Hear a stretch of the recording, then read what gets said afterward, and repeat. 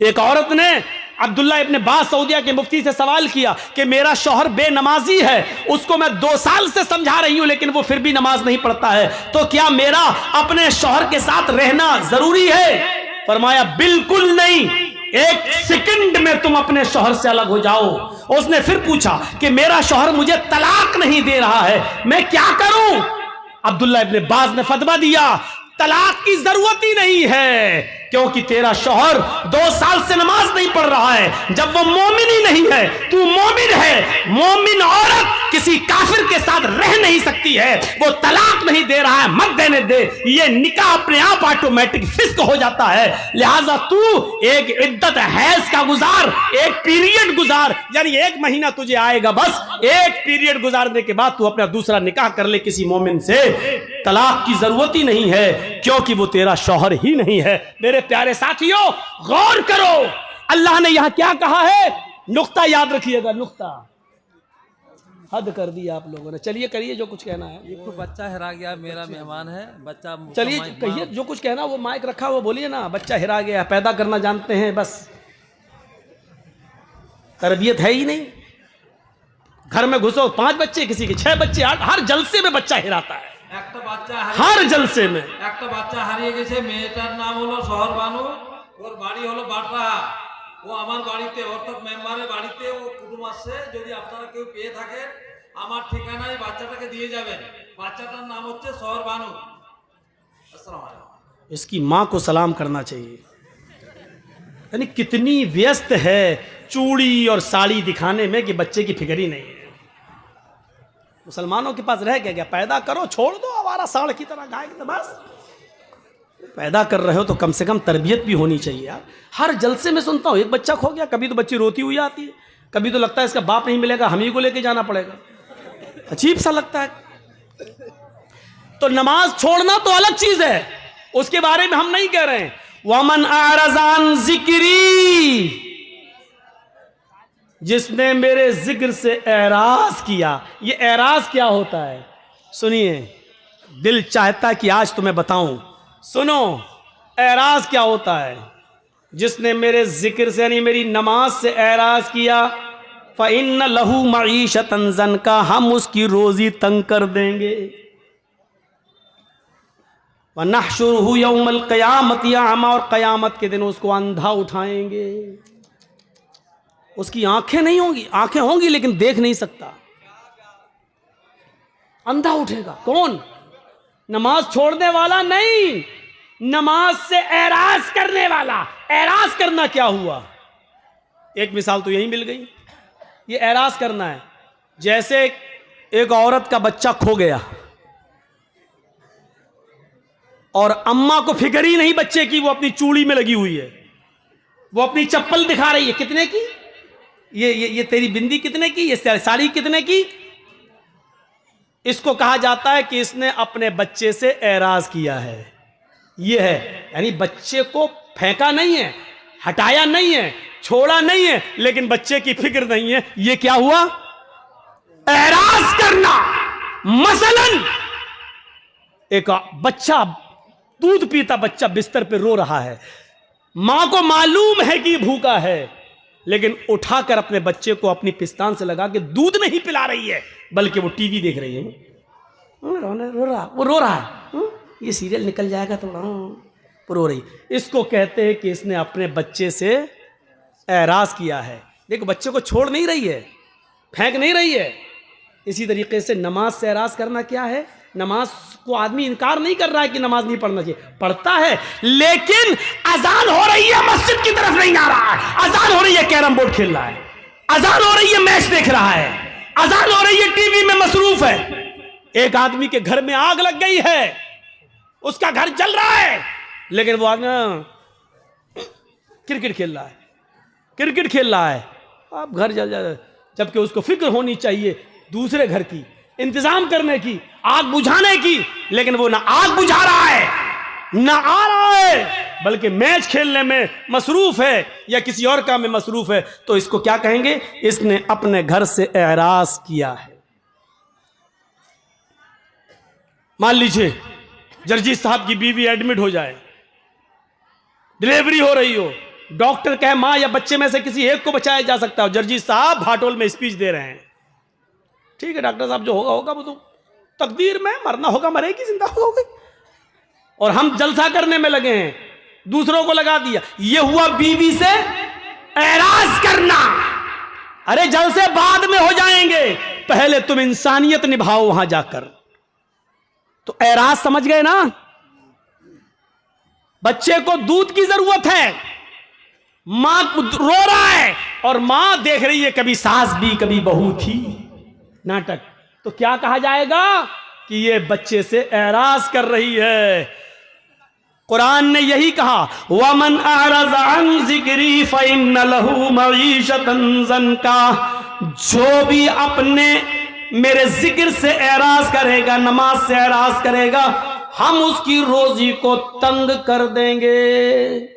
वो आदमी कमाएगा लेकिन उसकी कमाई उसके पास रुकेगी नहीं। आज जिनके घरों में पैसा रुकता नहीं, आता तो बहुत है लेकिन रुकता नहीं, कभी बच्चा बीमार, कभी बीवी बीमार, कभी बेटी बीमार, कभी इसमें खर्च कभी उसमें खर्च, वो अपने गरीबानों में झांके। ऐसा तो नहीं कि नमाज के वक्त वो चाय की होटलों में बैठे हों, नमाज के वक्त कैरम बोर्ड खेल रहे हों, नमाज के वक्त खेत जोत रहे हों, नमाज के वक्त मस्जिद के बजाय वो किसी और काम में लगे हुए हों, क्योंकि कुरान ने कहा है जो नमाज से एराज करेगा वो हम उसकी रोजी को तंग कर देंगे। ये रोजी तंग, ये तो दुनिया में होगा, रोजी तंग दुनिया में होगी, और आखिरत में इसकी सजा क्या होगी? वनहशुरुहु यौमल क़यामति आमा, और क़यामत के दिन हम उसको अंधा उठाएंगे। वो कहेगा अल्लाह दुनिया में तो मैं बीना था, देखता था, लेकिन आखिरत में तूने मुझे अंधा क्यों कर दिया, आखिरत में तूने मुझे अंधा क्यों उठाया। वो ये बात कहेगा, इस बात का ऐलान करेगा।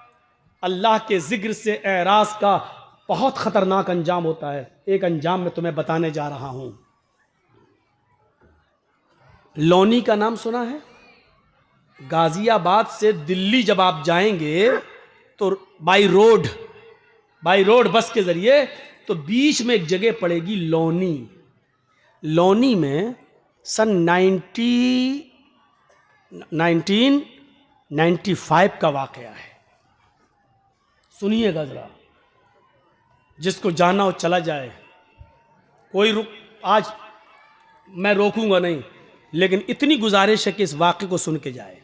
छोटा सा है, दो सगे भाइयों की शादी होना थी। लोनी मुसलमानों का एक बहुत अच्छा इलाका था, उसमें मुसलमानों की तादाद बहुत अच्छी खासी है, और उसके कुछ लोग दिल्ली में भी बड़ी बड़ी कोठियां और फ्लैट बनाकर रह रहे हैं, और लोनी में भी बहुत बड़ी बड़ी अमीर पैसे वाले लोग मुसलमानों में, उनकी कोठियां बनी हुई हैं। सन 95 की बात बता रहा हूं मैं, कि दो सगे भाइयों की शादी होनी थी, और जिस गांव में उनकी बारात जानी थी उस गांव में दो लड़कियां उसी गांव की थी। घर अलग अलग था लेकिन गांव एक ही था। इन दोनों लड़कों ने कहा, इन दोनों सगे भाइयों ने, चलिए कल हमारी बारात जाएगी, क्यों ना आज की रात हम नाच गाने में गुजारें। इन लोगों ने, इन दोनों भाइयों ने सन 1995 के अंदर दिल्ली के मशहूर जगह जो रेड लाइट एरिया कहलाता है, जहां तवाइफें रहती हैं, गाड़ी बुक करके 8-10 तवाइफों को बुलाया। 8-10 तवाइफें जब इस घर में आती हैं लोनी में, और फिर नाच और गाना चलता है। लड़के के यार दोस्त, लड़कों के यार दोस्त भी आए हुए हैं, और पूरी रात नाच चलता है, पूरी रात गाना चलता है। देखिए तो वो क्या हो गया है। ओ भैया चाय वाले, हमें तो लगा आग लग गई भाई। चाय वाला भी कमाने में लगा, जलसा सुन रहे हैं। बताइए सुनेंगे? जो चाय पी रहे होंगे वहां बैठ के सुनेंगे। फिल्म हॉल में तो पेशाब भी रोक के बैठ जाते हैं यहाँ बेचारे।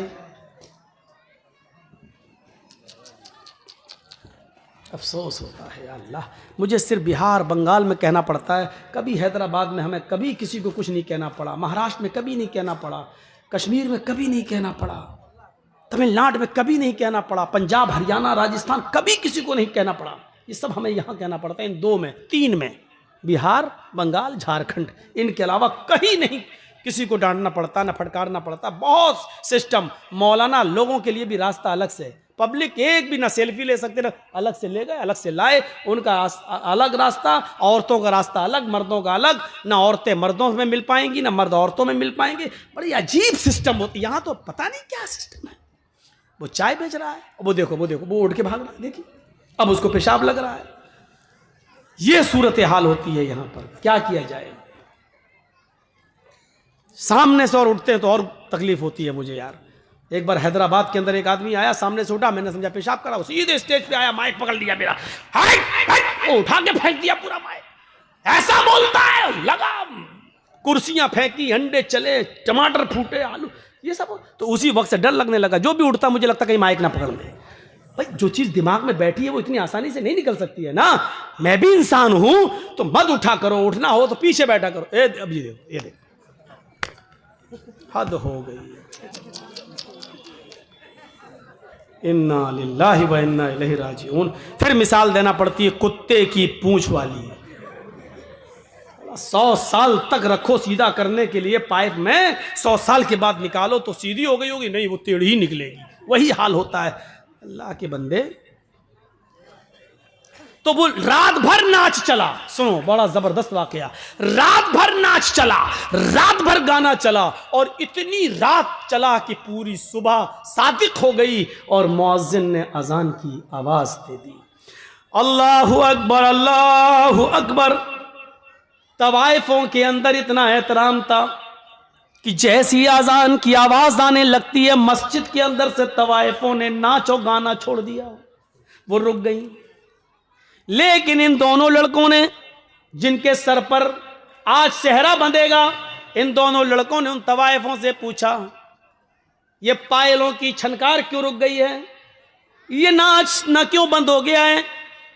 उन तवाइफों ने कहा, नौशे मियां, अजान हो रही है, हम लोग भी मुसलमान हैं, अगरचे गलते काम करते हैं, लेकिन इतना तो जानती हूं कि अजान का एहतराम होना चाहिए।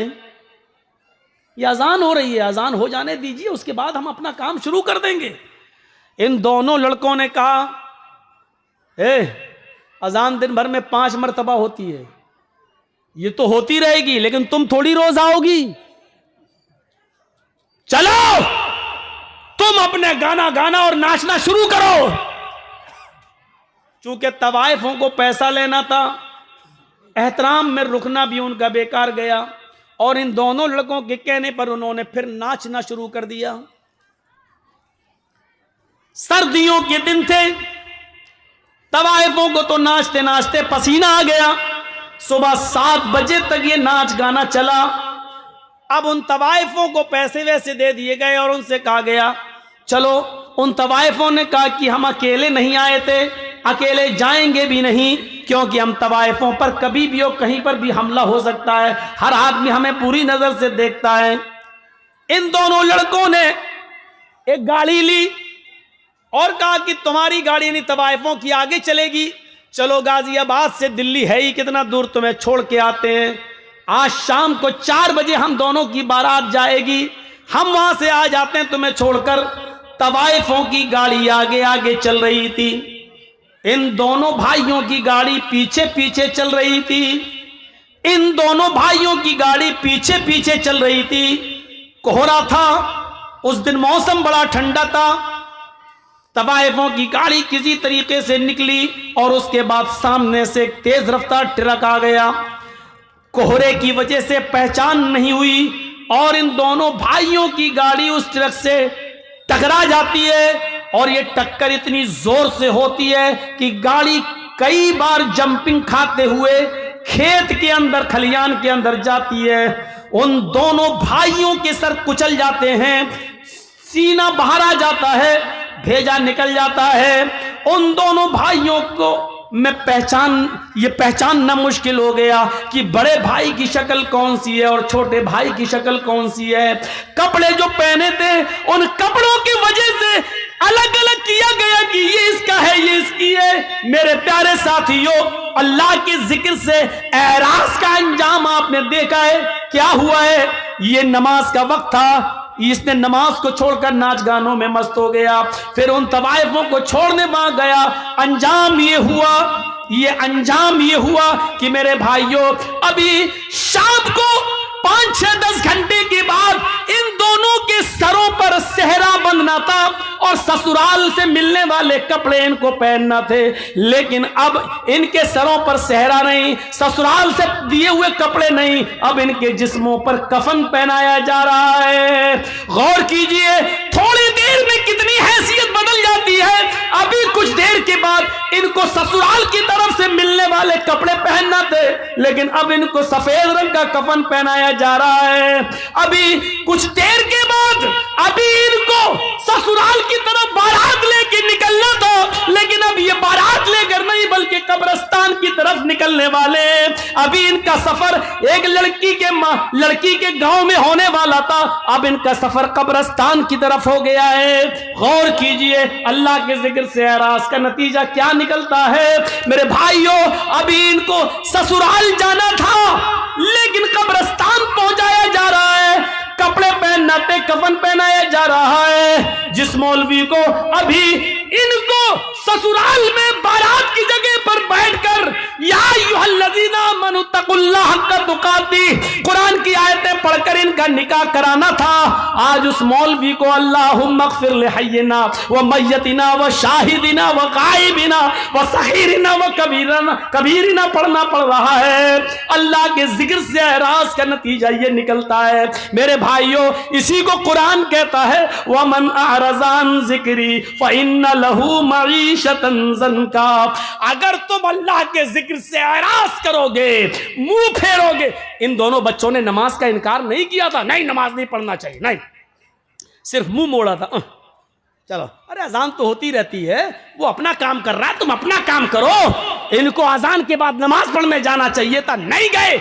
ये तवाइफों का नाच देखते रहे। यही है एराज। जैसे दूध पिलाने वाली माँ अपने दूध पीते बच्चे को छोड़कर टीवी देखने लगे तो कहते ये बच्चे को से मुंह मोड़ रही है, बच्चे से एराज कर रही है। यही है नमाज से एराज करने का नतीजा।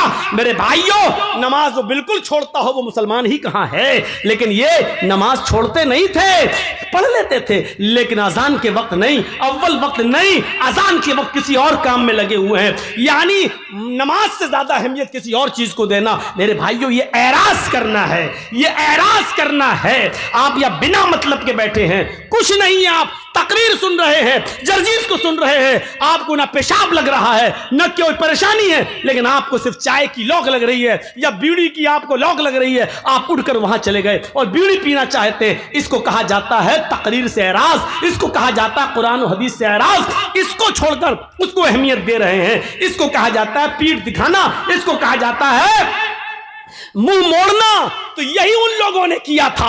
आप तकरीर सुनने आए हैं, मुंह नहीं मोड़ रहे हैं, लेकिन बीड़ी की लौक लग रही है, पीछे चले गए, बीड़ी पीने लगे। आप आए तो थे सुनने, लेकिन बीड़ी की लौक ने आपको तकरीर नहीं, पीछे ले गया। इसका मतलब यह है कि आपकी नजर में बीड़ी की अहमियत ज्यादा है, कुरान और हदीस की कम है। इसीलिए इसी तरह मेरे भाइयों, अजान हो रही है और आप खेत जोत रहे हैं, अजान हो रही है और आप कपड़ा सिल रहे हैं, अजान हो रही है आप कैरम बोर्ड खेल रहे हैं, अजान हो रही है आप इंडिया पाकिस्तान, इंडिया ऑस्ट्रेलिया का मैच देख रहे हैं और जमात जा रही है। इसी को कहते हैं नमाज से मुंह मोड़ना, इसी को कहते हैं नमाज से एराज करना।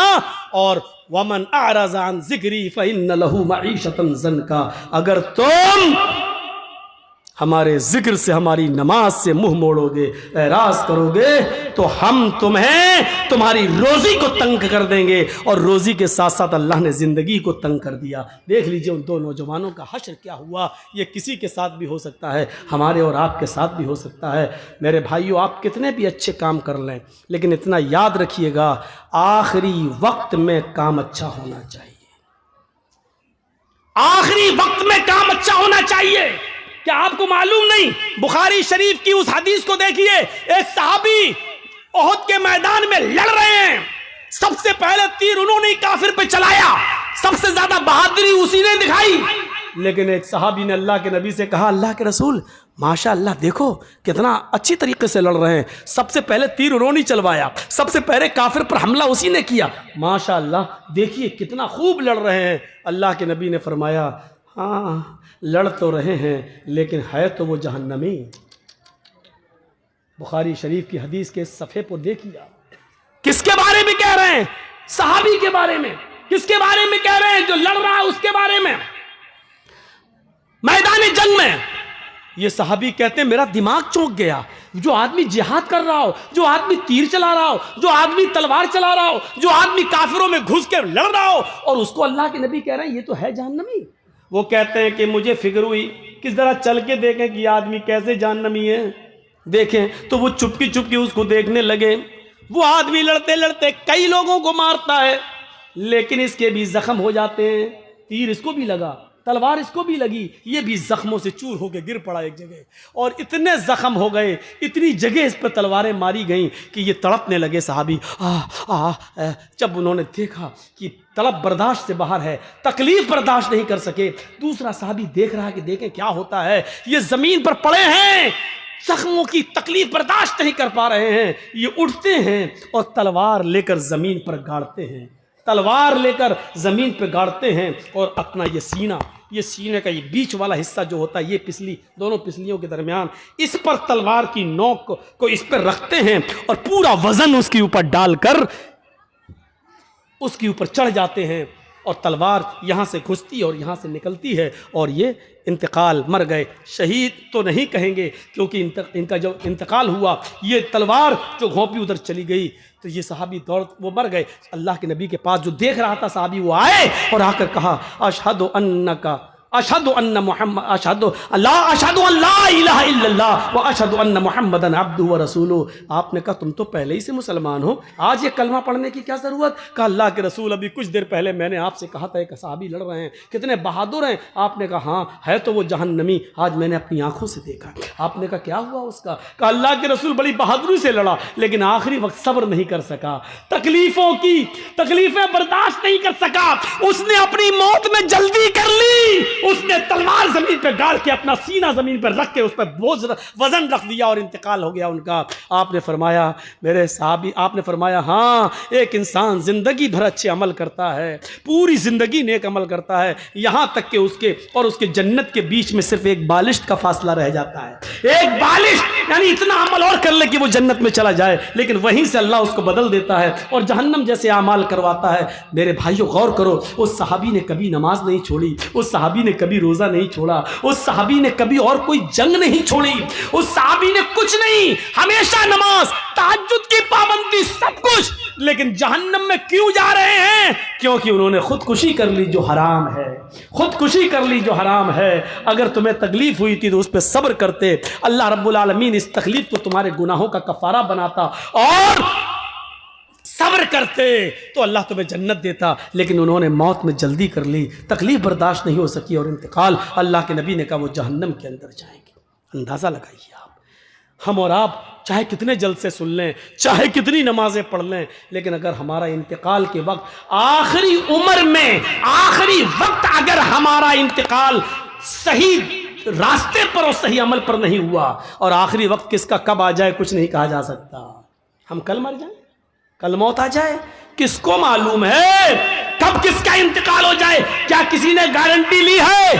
हजरत अब्दुल्लाह इब्ने उमर फरमाते हैं कि अल्लाह के नबी ने मेरा कांधा पकड़ा, ये कांधा, अखज़ बिमनकबी फक़ाल या अब्दुल्लाह कुन फी दुनिया का अन्नका गरीब औ आबिरु सबील इज़ा अमसैता फला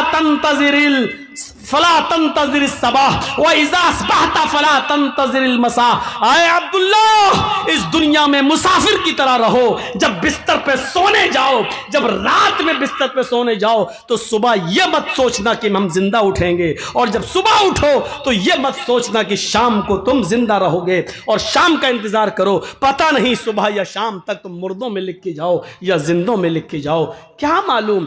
जब शाम हो जाए तो सुबह का इंतजार मत करना, पता नहीं सुबह तुम मुर्दों में लिखे जाओ या जिंदों में। जब सुबह हो जाए तो शाम का इंतजार मत करना, पता नहीं शाम तक तुम मुर्दों में लिखे जाओ या जिंदों में लिखे जाओ। कभी ऐसा मत करना बस नेक अमल में आगे बढ़ो। इसीलिए दुआ की जाती है कि अल्लाह जब तक तू हमें जिंदा रख इस्लाम पे रखना। नहीं, इसके बाद भी कही जाती है क्या, अय अल्लाह जब तक तू हमें जिंदा रख इस्लाम पे रखना, और जब हमारा खात्मा हो तो ईमान पर हमारा खात्मा फरमाना। सिर्फ ये दुआ मत करना अल्लाह जब तक मैं जिंदा रहूं इस्लाम पे रखना, नहीं, ये दुआ भी शामिल करना कि अय अल्लाह जब मेरा इंतकाल हो, मेरा खात्मा हो, तो उस वक्त भी हम मोमिन रहें। क्योंकि देखिए सहाबी का खात्मा ईमान पर नहीं हो पाया, जिंदगी भर इस्लाम पे तो रहे, लेकिन आखिरी वक्त में मेरे भाइयों देख लीजिए कि उन्होंने खुदकुशी कर ली। आखिरी वक्त में खुदकुशी करने वाले की नमाज जनाजा जायज नहीं है, खुदकुशी करने वाले को मुसलमानों के कब्रिस्तान में दफन करना जायज नहीं है। कितने लोग खुदकुशी कर लेते हैं, कितने लोग मेरे भाइयों, इन चीजों को देखो।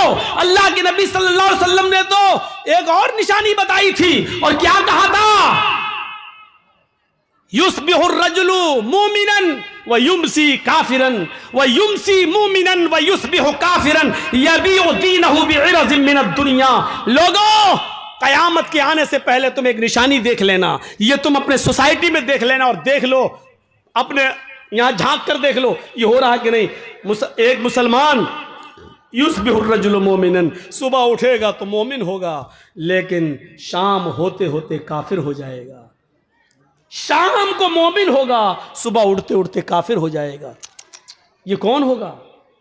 युस्बिहुर रजुलु मुमिनन, एक मुसलमान सुबह उठेगा तो मोमिन होगा, उसने फजर की नमाज जमात के साथ पढ़ी होगी, फजर के बाद कुरान की तिलावत की होगी, सुबह सूरज निकलने के बाद सदका और खैरात किया होगा, गरीबों की मदद की होगी, लेकिन शाम होने से पहले पहले वो काफिर हो जाएगा। इशारा क्या है? ये सब कुछ करने के बावजूद इलेक्शन में खड़ा है, नेता है, मुसलमान है, लेकिन जिस बस्ती से लड़ रहा है वहां हिंदू भाइयों की तादाद ज्यादा है।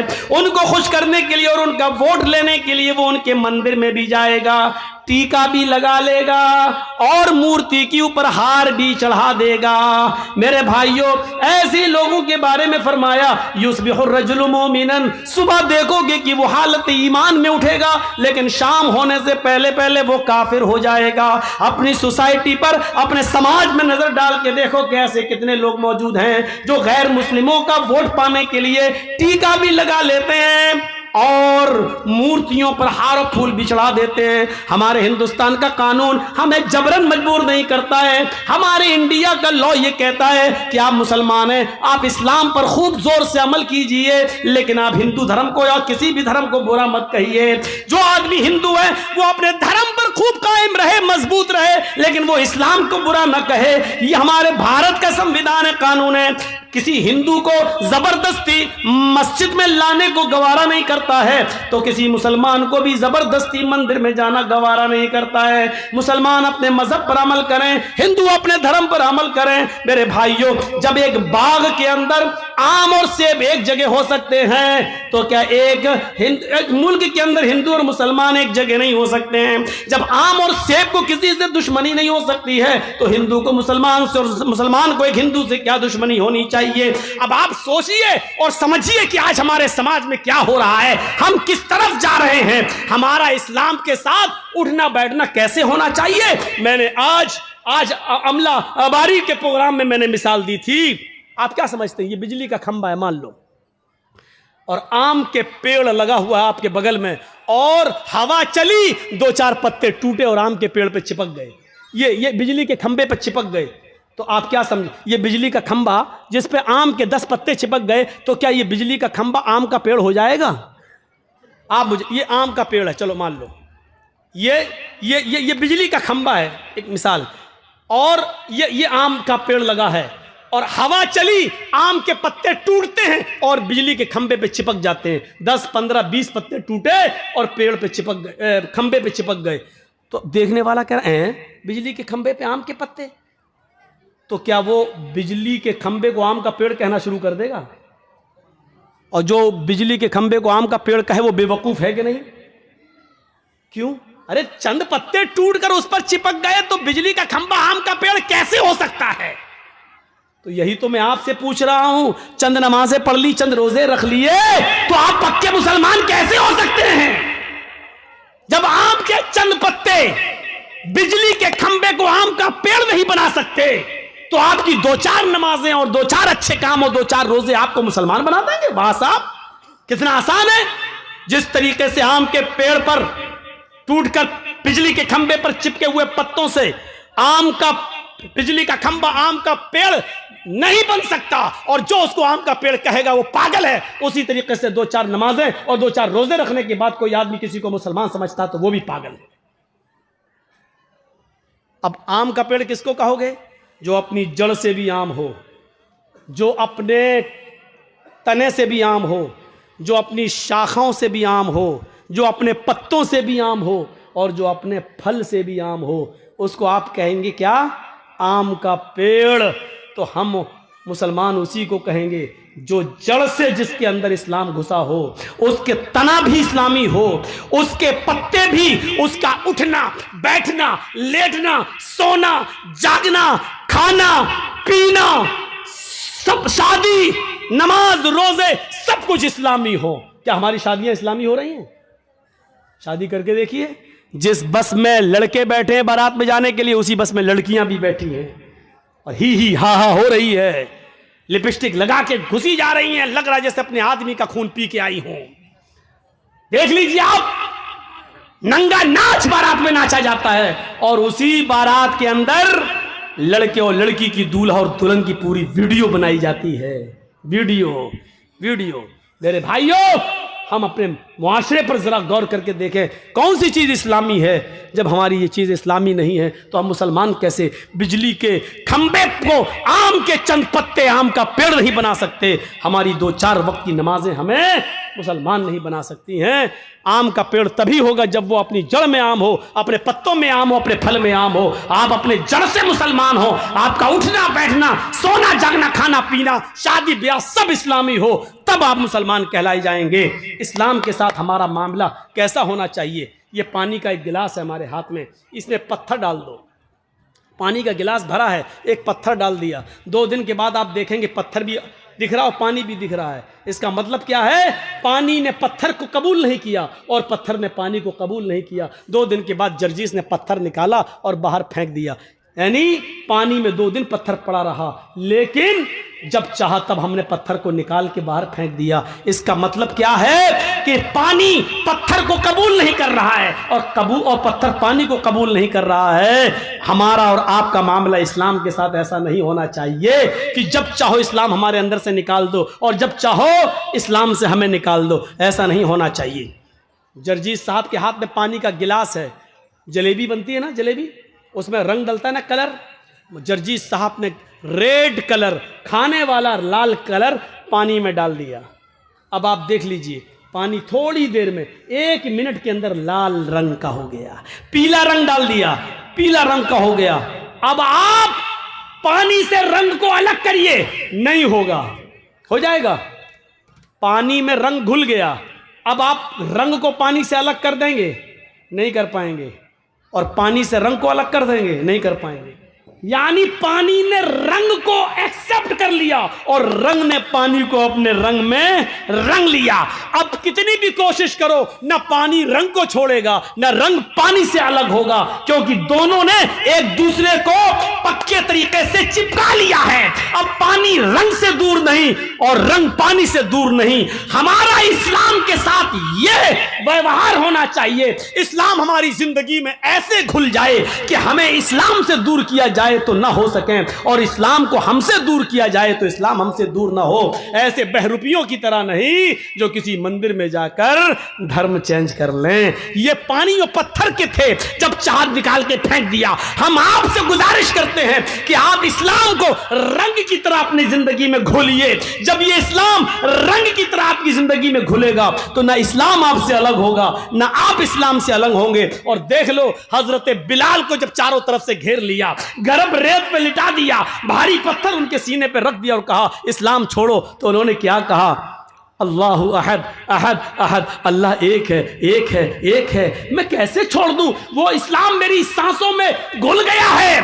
जैसे पानी से रंग अलग नहीं हो सकता, पानी को फेंका जा सकता है, पानी को मिटाया जा सकता है, लेकिन रंग को अलग नहीं किया